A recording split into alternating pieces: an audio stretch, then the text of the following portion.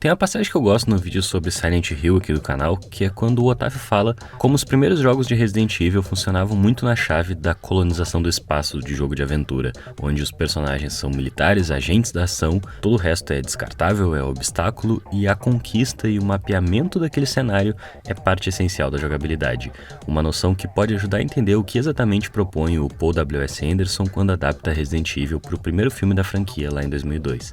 Pensem no cinema dele como sobre essas dinâmicas de espaço, desde a abertura que nos coloca aos poucos dentro do quadro, esses mapas tridimensionais que viraram marca da franquia, a preocupação não só de como é cada espaço, mas até de onde cada espaço existe em relação ao próximo. Mesmo para um filme que lida com figuras icônicas, que permanecem em nosso imaginário como o vestido vermelho, o símbolo da corporação, até os cachorros zumbi, dá pra dizer que essa localização é uma preocupação tão grande quanto, se não maior até. Uma vez mapeado cada lugar, o próprio espaço carrega uma tensão, se torna objeto de suspense. A sequência inicial desse primeiro filme tem de forma muito tangencial as coisas que a gente lembra de Resident Evil, o laboratório, os corredores, mas é interessante pensar como antes da gente ter um cachorro transformado, coisa que é o que eu tô falando, teria impacto mesmo se jogado de qualquer jeito na tela, isso é muito calmamente construído na relação espacial em relação ao que esses elementos existem, como essa existência ao lado de, abaixo de, perto de um outro elemento altera aquilo. Se não é uma visão quase radical como viria a acontecer nos anos seguintes, também não dá pra dizer que o primeiro Resident Evil não é pelo menos uma peça autoral no sentido de levar essa tensão que é consequência dos espaços como seu coração. Todo o resto precisa ser muito icônico pro filme sustentar como coisa pop, e uma forma que o filme encontra de fazer isso, dar rosto pra um blockbuster que reduz sua ação à geografia, basicamente, é se apropriando de outro elemento dos videogames.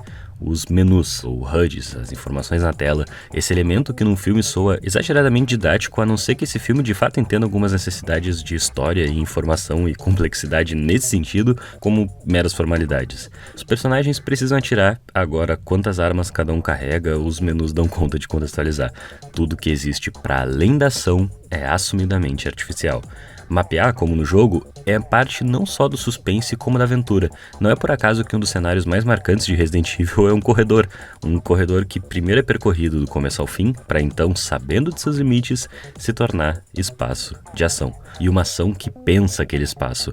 É uma lógica de missão, de chegar de um lugar a outro, e depois dos primeiros 30 minutos, quase nada de exatamente novo é apresentado. Uma vez mapeado, se trata de revisitar, trabalhar com o que existe ali.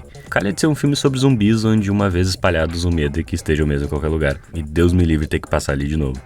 E é um negócio que eu até parei pra pensar, tipo, nossa, mas será que isso não é meio que o básico de qualquer filme? Mas aí tu vai assistir Resident Evil Apocalipse, o segundo da franquia, e não. Definitivamente não é. Ele naturalmente pega muito da identidade visual do primeiro, mas enquanto que lá a entrada de um duto de ventilação levava a saída dele, aqui a câmera vai entrando num alto-falante que tá notificando uma situação que envolve a Umbrella Corporation, e de repente a gente tá dentro da Umbrella Corporation. O primeiro Resident Evil chega a ser minimalista perto disso. E assim, eu gosto da ideia desse filme se aceitar como uma parada mais descartável, assim, meio brega de cinema de ação, tanto que a maior preocupação do diretor, que não é o mesmo do filme anterior, e também nunca dirigiu mais nada de vulto, parece ser fazer a Jill parecer o máximo possível saída diretamente de um videogame. Eu ainda me divirto assistindo, mas essa sequência no cemitério onde toda a ação acontece totalmente alheia do lado, ilustra bem o que eu tô querendo dizer. Do nada, depois de uns golpes estilosos, eles pensam, opa, parece que vai dar ruim, e abandonam aquele lugar pra sempre.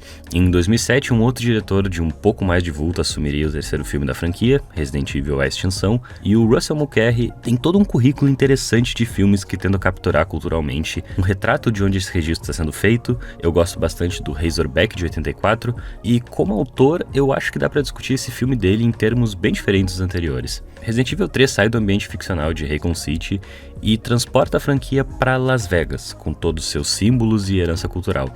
Isso significa, na mão e a leitura do Mulcahy, que é australiano, transformar os zumbis menos em objetos de ação do que em avatares dessa cultura. É provavelmente o filme com mais substância nesse sentido de trazer uma imagem forte quando encena esses corpos decompostos vagando por uma Las Vegas deserta. A população local se torna mais repulsiva do que nunca, enquanto mesmo o zumbi que vai morrer nos próximos segundos ganha certa personalidade. Existe no meio de marcas, roupas, lugares familiares da iconografia norte-americana. Mulcahy entende inclusive a repetição como parte da temática, e a reciclagem do ícone enche trincheiras de cadáveres aqui.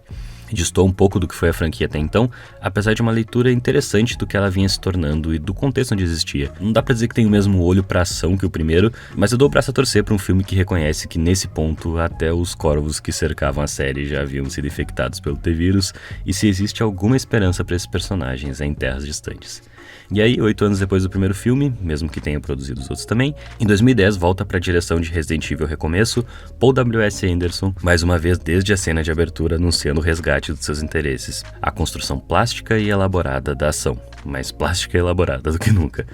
Estiliza tudo que pode e vê beleza nisso, de novo uma linha muito tênue entre o que é ferramenta necessária para localizar o filme e o que trata como verdade, a gravidade de cada sequência, possibilidades infinitas já que não precisa provar nada a ninguém, afinal nada é mais real do que uma ação bem encenada. É lindo de se ver sequências tão espalhafatosas quanto preocupadas em fazer seus espaços, seus perigos, seus números, suas dinâmicas de poder, suas soluções, suas noções de escala tão imersivas. Depois do mapeamento do espaço, tudo pode acontecer. Não é todo filme de zumbi que engaja com tanta dedicação em uma sequência de pouso forçado, mas é nesse tipo de coisa que o Paul W.S. Anderson encontra ação.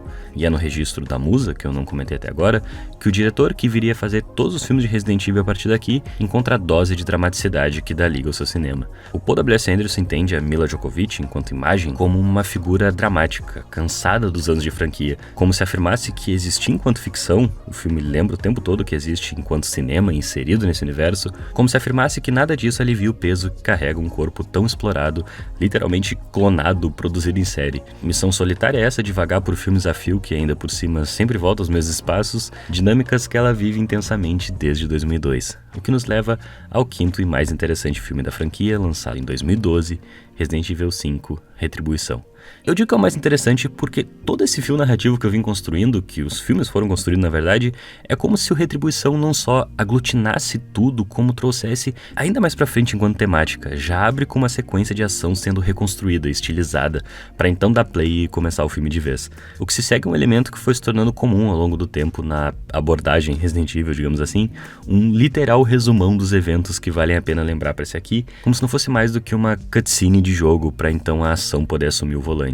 Se a cronologia pode parecer confusa a princípio, o filme faz questão de lembrar que isso é o menos importante da experiência. Mas nesse filme não para por aqui. Se lá em 2002 já existia uma intenção de aproximar uma estética de videogame, aqui a trama admite que aquilo são cenários, fases, objetivos anunciados pela tela de um computador, tanto para nós quanto para eles.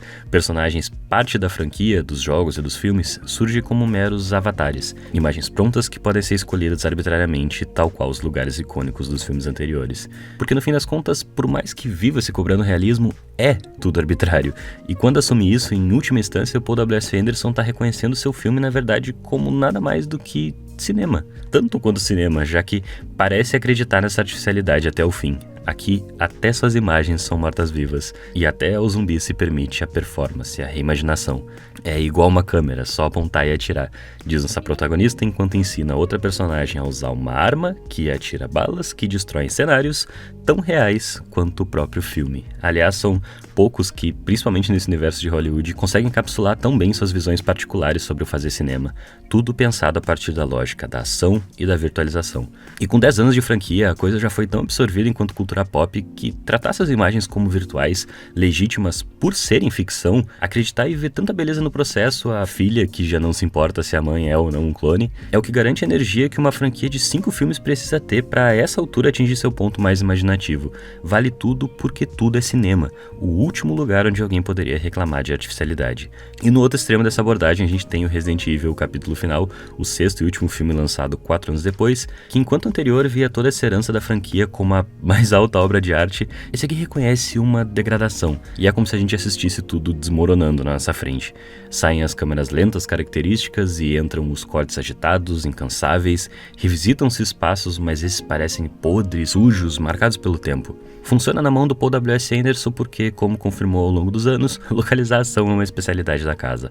O básico de informação necessária, o máximo de estímulo, a forma mais pop de Resident Evil até então, e também a menos atraente. 6 filmes, 4 na mão do mesmo cara, que até em seus piores momentos eram bem diferentes entre si, encontram aqui um final digno. Apesar que eu não teria problema com mais um se a coisa continuasse assim tão cheia de ideias.